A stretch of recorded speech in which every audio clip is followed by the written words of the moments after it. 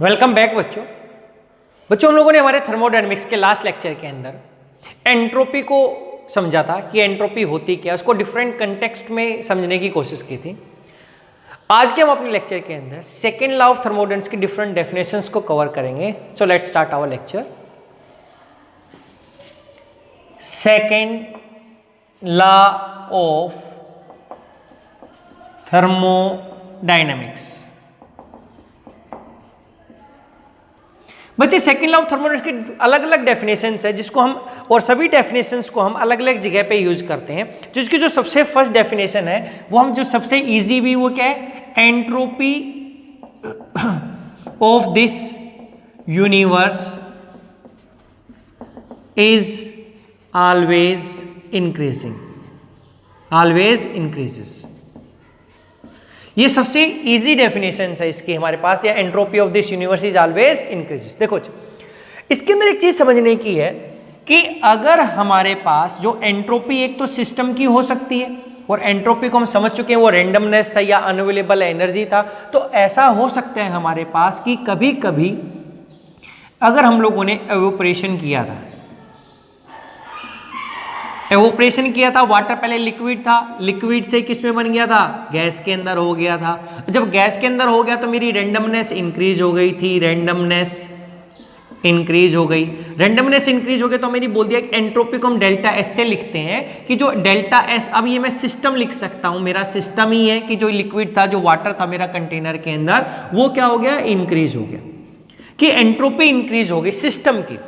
लेकिन कि अगर मैं प्रेसिपिटेशन करता हूं, PRECIP, प्रेसिपिटेशन किया हम लोगों ने, प्रेसिपिटेट बना दिया हम लोगों ने, क्रिस्टल फॉर्म किया हम लोगों ने, तो वहां पर या हम लोगों ने फ्रीजिंग किया, फ्रीजिंग किया, तो यहां पर फ्रीजिंग होने से वो लिक्विड से सॉलिड में बनेगा, रेंडमनेस डिक्रीज हो जाएगी। तो यहां पर जो डेल्टा एस सिस्टम होगा, एंट्रोपी, क्योंकि रेंडमनेस डिक्रीज हो गई हमारी, तो वो क्या हो जाएगी, डिक्रीज।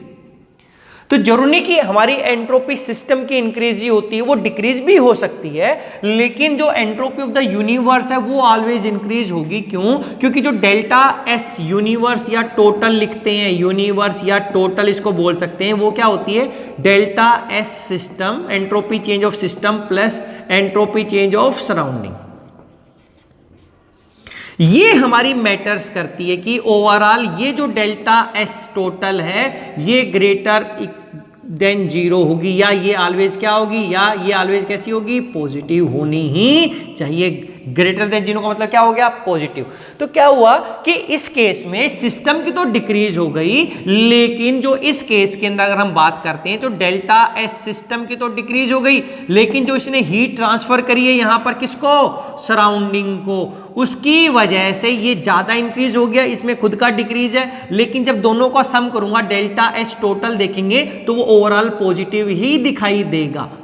तो आपने एक चीज ध्यान देनी कि क्या entropy of this universe is always increases हो रही है। हम सिस्टम की बात नहीं कर रहे, क्या पता सिस्टम में वो इंक्रीज होती है मैक्सिमम टाइम, और कभी कभी वो डिक्रीज हो सकती है, लेकिन ओवरऑल तो इंक्रीज होना चाहिए यहां पर। तो ऑलवेज क्या, entropy the universe is always increases. तो यूनिवर्स के लिए हम डेल्टा एस टोटल या यूनिवर्स हम बोलते हैं, ये क्या होना चाहिए, पॉजिटिव। और इसको हम ऑलरेडी एक्सप्लेन भी कर चुके इसको, एंट्रोपी के अंदर क्यों होता है इंक्रीज। देखो हमें पता है कि जितनी भी हमारी एंट्रोपी इंक्रीज क्यों हो रही है, कि जितनी भी हमारे पास एनर्जी अवेलेबल है वो fix amount of energy available था, हमने फॉसिल फ्यूल ही लिया था या फ्यूल था हमारे पास कोई भी किसी भी टाइप का फ्यूल। तो जब हमने इसका कंबस्शन किया, कंबस्शन करने से हमारे पास हुआ क्या, हमें यूजफुल वर्क में मिला था, यहाँ पे यूजफुल वर्क मिला हम लोगों को, यानी कि हीट की फॉर्म में इस हीट निकली थी, हमें उस हीट से हमने यूजफुल वर्क लिया, प्लस हमारे पास गैसेस निकली थी, इनके पास कुछ एनर्जी होती है, उस एनर्जी को मैं यूज नहीं कर सकता, उसको मैं बोल सकता था अनअवेलेबल एनर्जी, अनअवेलेबल एनर्जी है इसके पास जिसको मैं यूज नहीं कर सकता वर्क के लिए। या इसके पास अगर पहले फिक्स अमाउंट ऑफ एनर्जी थी नहीं, इसकी फिक्स एनर्जी थी इनके बोन्स के अंदर, वो एनर्जी का सम क्या था, इस एनर्जी जो फ्यूल के अंदर थी हमारे पास कुछ हीट प्लस ये वाली एनर्जी, यानी कि हीट एनर्जी जो हीट दिया इसका सम इसके इक्वल था, इसको यूज कर लिया। तो अब धीरे धीरे जितनी ज्यादा मैं कंबस्शन करूंगा फ्यूल का, ये तो मैं यूज करता रहूंगा, लेकिन नेचर के अंदर, मैं यूनिवर्स के अंदर क्या रिलीज कर रहा हूं, ये अनअवेलेबल एनर्जी। यानी कि मेरे एंट्रोपी होता क्या था, जब हमने एंट्रोपी की डेफिनेशन देखी थी, एंट्रोपी की डेफिनेशन तो क्या था, measure of it is measure of unavailable energy, unavailable energy कि जितने भी हम रिएक्शंस करवा रहे हैं नेचर के अंदर या जितने भी नेचुरल प्रोसेस हो रहे हैं बच्चे, उनकी वजह से हम जो यूज एनर्जी कर सकते हो तो यूज कर रहे हैं, बाकी हम अनअवेलेबल एनर्जी रिलीज करें तो हमारे पास यूनिवर्स के अंदर ये अनअवेलेबल एनर्जी इंक्रीज होती जा रही है और ये इंक्रीज होती जाएगी। तो अगर ये इंक्रीज हो रही है इसका मतलब इसी का मेजर कौन होता है? एंट्रोपी। इसका मतलब क्या होगा? ये बढ़ रही है तो एंट्रोपी बढ़ रही है, और अगर ये बढ़ेगी तो इसका मतलब मैं बोल सकता हूं यूनिवर्स की जो एंट्रोपी वो क्या हो रही है? इंक्रीज हो रही है। तो ये एक एग्जांपल जैसे फ्यूसिल फ्यूल लिया। ये इसको हमने एंट्रोपी की दूसरी डेफिनेशन के रिस्पेक्ट में देखा था, क्या था? It is measure of randomness और डिसऑर्डरनेस एटम या मॉलिक्यूल्स के लेवल पे ही बात की थी। तो यहां पर इसके पास फ्यूल के अंदर जो है लिक्विड है या सॉलिड है, तो यहां पे इसकी रैंडमनेस फिक्स है। यहां पे इसकी क्या है? यहां पे जो रैंडमनेस है, रैंडमनेस एटम और मॉलिक्यूल्स की वो कैसी थी? लेस। लेकिन जब ये कंबशन किया हमारे पास गैसें निकली, यहां पर इनका डिसऑर्डरनेस ज्यादा, यहां पे हाई रैंडमनेस है। कैसी थी? हाई रैंडमनेस या ज्यादा डिसऑर्डरनेस। ये ऑर्डर्ड सिस्टम थे, स्लाइटली सॉलिड था तो ये बिल्कुल ही डिसऑर्डर्ड था। और अब हमें पता चल गया एंट्रोपी किसका मेजर करती है? मेजर ऑफ रैंडमनेस और डिसऑर्डरनेस। जितनी ज्यादा रैंडमनेस उतनी ज्यादा एंट्रोपी। तो जब भी एक रिएक्शन होगी, ये वाली रिएक्शन हो रही है और हमें पता है ये एक ही डायरेक्शन में जा सकती है, और जब जो भी रिएक्शन एक डायरेक्शन में जाती है उसको हम बोलते हैं इरिवर्सिबल प्रोसेस। ये इरिवर्सिबल है क्योंकि इसकी एक फिक्स्ड क्या है? डायरेक्शन है। और हमें पता है कि जितने भी नेचुरल प्रोसेस वो सभी के सभी क्या? इरिवर्सिबल है। उनकी एक फिक्स डायरेक्शन है, और उसकी फिक्स डायरेक्शन कौन सी है? जिसके अंदर उस डायरेक्शन में जाएगा, जिसकी वजह से जो मेरी एंट्रोपी ऑफ द यूनिवर्स वो क्या हो जाए? इंक्रीज हो जाए। तो जो एंट्रोपी इंक्रीज हो गया उसका दो रीजन था। क्या तो हम उसको रैंडमनेस के रिस्पेक्ट में देख ले, तो यहां पे रैंडमनेस कम थी। जब वो फॉरवर्ड डायरेक्शन में जाएगी बच्चे, फॉरवर्ड डायरेक्शन में जाने से मेरी रैंडमनेस इंक्रीज हो गई। इसका मतलब मेरी एंट्रोपी क्या हो गई? इंक्रीज हो रही है यूनिवर्स की, क्योंकि इन गैसों को तो हमने साइड में रिलीज कर दिया ना। तो ओवरऑल देखो दोनों के रिस्पेक्ट में देख लो कि जब भी जितनी भी सारी की सारी नेचुरल प्रोसेस है वो इरिवर्सिबल है। हमें पता है उनकी एक ही डायरेक्शन है, वो वापस नहीं जाती है हमारे पास। तो अब ये एक उनकी एक रिवर्सिबल, इसका तो उनकी एक फिक्स डायरेक्शन है। फिक्स डायरेक्शन कौन सी है? वो ऐसी फिक्स डायरेक्शन है कि जिसके अंदर फाइनली मेरी एंट्रोपी, टोटल एंट्रोपी इंक्रीज हो जाती है। वो इंक्रीज क्यों हो जाती है? क्योंकि फाइनल वहां पे रैंडमनेस इंक्रीज हो जाती है, मेरी अनअवेलेबल एनर्जी क्या हो जाती है? इंक्रीज हो जाती है। तो ये फर्स्ट डेफिनेशन थी। इसी से हम सेकंड लिख सकते हैं क्या? इसकी जो सेकंड डेफिनेशन है, ये फर्स्ट थी, सेकंड डेफिनेशन लिख सकते हैं all natural process are thermodynamically irreversible.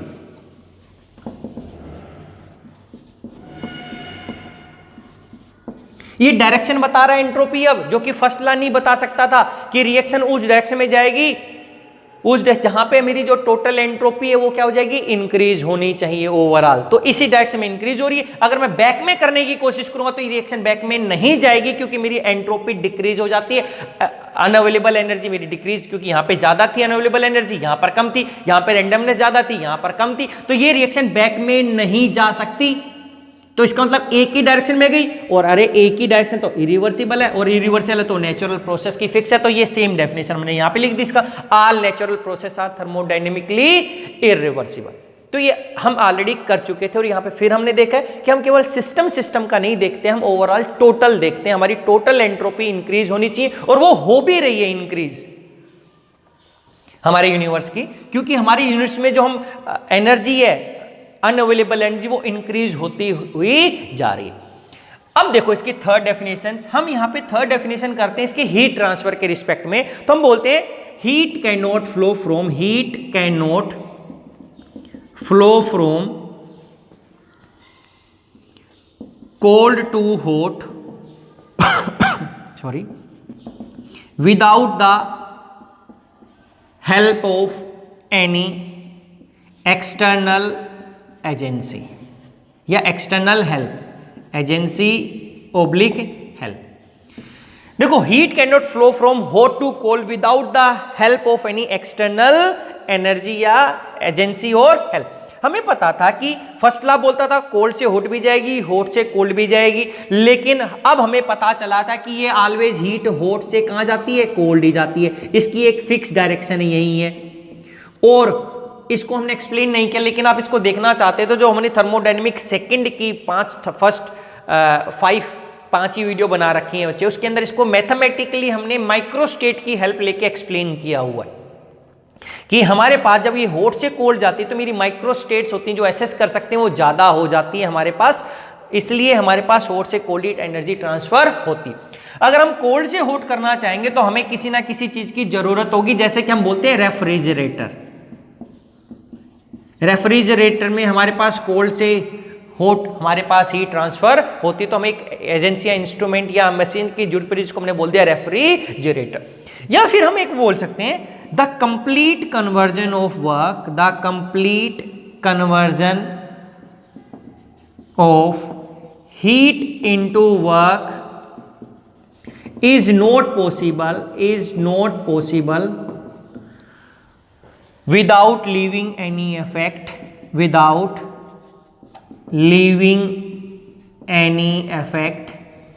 elsewhere in the system or surrounding,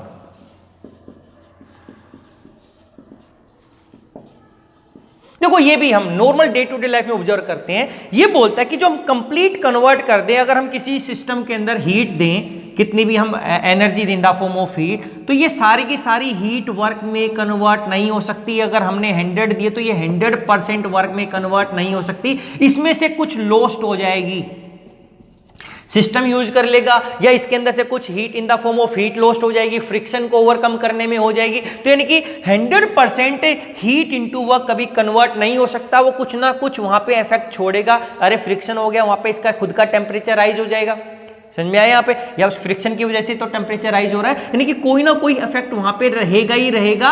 और उसकी किसकी वजह से रहेगा, जो हीट वर्क में कन्वर्ट नहीं हुई है। हम 100% हीट को कभी वर्क में कन्वर्ट नहीं कर पाते, और ये हमारा जो कार्नोट साइकिल है हमारे पास वो प्रूव कर देता है कि हम 100% हीट को वर्क में, कार्नोट जो साइकिल है जो हम नेक्स्ट लेक्चर में करेंगे बच्चे, वो प्रूव कर देती है कि हम 100% हीट को वर्क में कन्वर्ट नहीं कर सकते। देखो इसका मतलब क्या था कि इसका एग्जाम्पल है कि हमारी जो गाड़ी है उसके अंदर हमारा इंजन है जो कार्नोट साइकिल के ऊपर या कार्नोट थ्योरम पे वर्क करता है, कार्नोट इंजन साइकिल के ऊपर। तो क्या हुआ, हमने फ्यूल डाला, उस फ्यूल के अंदर हमें पता है कि हमारी एवरेज मिलेगी, गाड़ी चलती है कुछ जिसको हम माइलेज बोल देते हैं। तो जो फ्यूल डाला, फ्यूल का कंबस्शन हुआ, उस कंबस्शन से हमें हीट मिला, यानी फ्यूल से हमें हीट मिली है वहां पे, उस हीट को हमने कन्वर्ट कर दिया दूसरी यूजफुल एनर्जी में, यानी कि उस हीट को मैंने कुछ यूज किया किसके अंदर, अरे मैकेनिकल के लिए, जो मेरी मैकेनिकल जो गाड़ी ने एवरेज दी, कुछ किलोमीटर चाहिए वो मैकेनिकल वर्क किया है। लेकिन जितना फ्यूल था, हम एवरेज बोलते हैं कि अलग अलग गाड़ियों की अलग अलग एवरेज है, कोई 18 किलोमीटर, कोई 20 किलोमीटर, कोई 30 किलोमीटर, बाइक 70 किलोमीटर दे रही है। इसका मतलब क्या हुआ, अगर सभी की एवरेज, सभी का अगर 100% वो होता हमारे पास कन्वर्ट हो जाता वर्क में, तो एवरेज नियरली सेम आनी थी। अब वो इंजन के ऊपर हो रहा है कि वो कितनी कम किलोमीटर की माइलेज मिल रही है, इसका मतलब उसके अंदर वेस्टेज ज्यादा हो रही है, कि ज्यादा जो हीट थी वो वर्क में कन्वर्ट, यूजफुल वर्क में कन्वर्ट नहीं हो रही है। तो क्या हो गया, उसमें कुछ लॉस्ट हो गया हमारे पास वहां पर एनर्जी का। तो सेम है कि जितनी भी हम हीट देंगे सारी की सारी वर्क में कन्वर्ट नहीं हो सकती कभी भी, और इसका प्रूफ हमें कार्नोट साइकिल या कार्नोट इंजन हमें बताता है। और ये हम ऑब्जर्व भी करते हैं, जितना आपने खाना खाया क्या वो सारा का सारा वर्क में आप यूज कर सकते हो, नहीं कर सकते, क्योंकि आपकी बॉडी भी कुछ यूज कर लेती है, आपके सेल्स हैं, एटम मॉलिक्यूल्स हैं, वो यूज कर लेते उसके अंदर से। आपने एक पैकेट खाया चिप्स का जिसमें 200 जूल एनर्जी लिखा था, तो आपने इस चिप्स का पैकेट खाया, 200 जूल एनर्जी आपने ली है, क्या उस 200 जूल को परफेक्ट कर दोगे, नहीं, कुछ आपकी बॉडी के अंदर चला जाएगा, कुछ आप एक्सक्रीट आउट कर दोगे, तो उसके अंदर भी एटम और मॉलिक्यूल, तो वहां पे भी कुछ एनर्जी होगी, आप 100% एनर्जी को आप कन्वर्ट नहीं कर पाते हो। ये नेक्स्ट है हमारे पास। इसके बाद हमारे पास दो इंपॉर्टेंट डेफिनेशन है बच्चे, एक क्लैसियस स्टेटमेंट और एक कैसी है, प्लैंक्स। तो अब सबसे पहले हम देखते हैं क्लैसियस स्टेटमेंट क्या बोलता है। क्लैसियस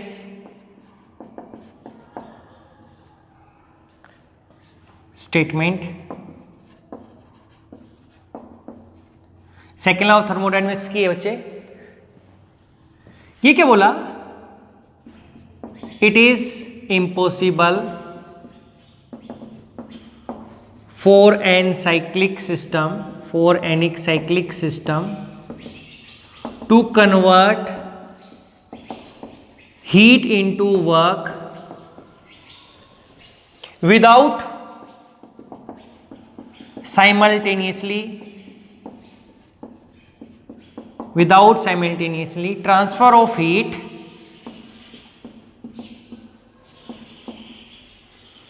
from a body at higher temperature to a body at lower temperature।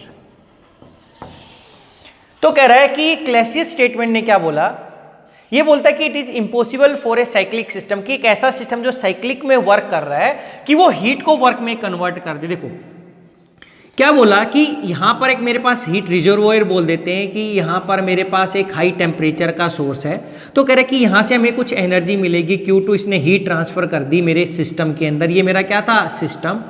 अब ये Q2 हीट इसने लिए बच्चे, इसके अंदर से ये क्या करेगा, कुछ तो वर्क करेगा। इसने कुछ वर्क किया इस हीट के हेल्प से, और कुछ अब जो हीट बचेगी उसको ये ट्रांसफर कर देगा उसके अंदर से, यानी कि इसने जो वर्क किया W वो क्या क्या Q2 माइनस Q1, फिर क्या हो गया, सिंक को दे देगा। अब यहाँ पे T1 रिजर्वर था, यानी कि इसने Q1 amount of heat reserve किसको दे दी, सिंक को, यानी कि रिजर्व। क्या बोल रहा है देखो, ये कि साइक्लिक सिस्टम अगर होगा तो वहां पे दो हीट रिजर्वायर होंगे, एक हाई टेम्परेचर का सोर्स होगा, एक लो टेम्परेचर का सोर्स होगा।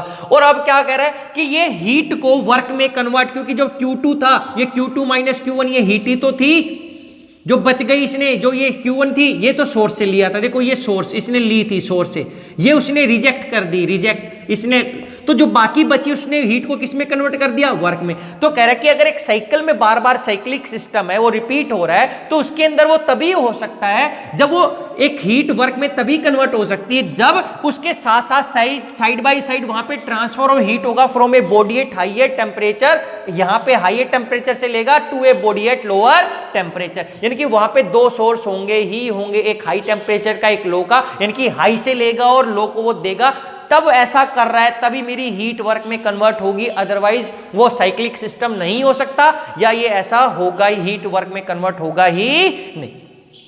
इसी को हम यूज करते हैं हमारे पास नेक्स्ट, फिर हम जो कार्नोट साइकिल या इंजन करेंगे उसके अंदर, कि यहां पर अगर हम हीट को वर्क में कन्वर्ट करवाना चाहते हैं तो हमारे पास हीट का ट्रांसफर होगा ही होगा, हाई सोर्स, हाई एक सोर्स होगा जिसका टेम्परेचर हाई होगा, to a source a sink बोल देते हैं जिसका टेम्परेचर क्या होगा, लो होगा। इसके बाद हमारे पास आती है प्लैंक स्टेटमेंट बच्चे, तो केल्विन प्लैंक स्टेटमेंट बोल देता है। तो Kelvin Planck statement, Kelvin Planck statement क्या बोलता है, ये बोल रहा है यहां पर कि it is impossible for a system, it is impossible for a system working in cycles and connected to a single heat reservoir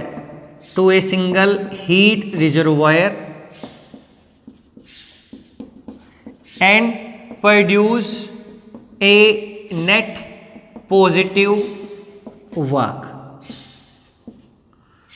ये क्या बोलते हैं, किसने भी ये बोला कि it is impossible for a system working in cycles, कि एक साइक्लिक सिस्टम के अंदर बार बार वो स्टेप्स रिपीट हो रहे हैं, वहां पे स्टेप्स रिपीट हो रहे हैं, and connected to a single heat reservoir and produce a net positive work, कि वहां पर केवल एक ही हीट रिजर्वायर हो, दूसरा ना हो, और वो साइक्लिक सिस्टम में, तो ऐसा कभी हो ही नहीं सकता कि वो कुछ नेट पॉजिटिव वर्क देगा ही देगा, नहीं दे सकता, वहां पे पॉजिटिव होगा ही नहीं, तो वहां पर पॉजिटिव वर्क हमें मिलेगा ही नहीं। तो कहने का मतलब है हमें दो, जब सोर्स दो टेम्परेचर के हमारे पास दो सोर्स होगा, एक हाई टेम्परेचर का एक लो का, तभी, और साइक्लिक सिस्टम में ये दो होने ही चाहिए। अगर एक है और एक नहीं है और फिर हम बोले कि वो साइक्लिक सिस्टम काम कर रहा है और मेरे को कुछ पॉजिटिव वर्क मिल रहा है, तो नहीं मिलेगा। तो ये लिखा है it is impossible for a system working cycles and connected to a single and produce a net positive work, कि वो नहीं प्रोड्यूस कर सकता वर्क का। तो ये था